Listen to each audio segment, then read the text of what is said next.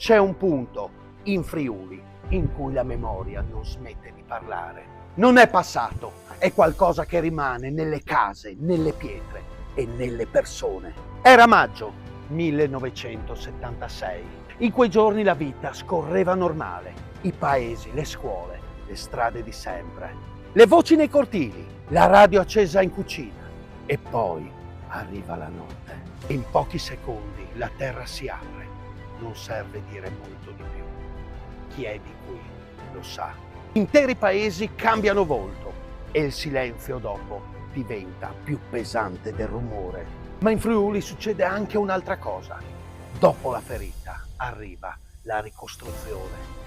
Non subito, non facile, ma testata. Fatta di mani, di pazienza, di gente che resta. Era di Maggio nasce da lì, da quella memoria che non si è mai chiusa davvero. Uno spettacolo che mette insieme voce, musica e racconto per riportare a galla ciò che non si deve dimenticare. Con Alessio Boni e l'orchestra La Corelli.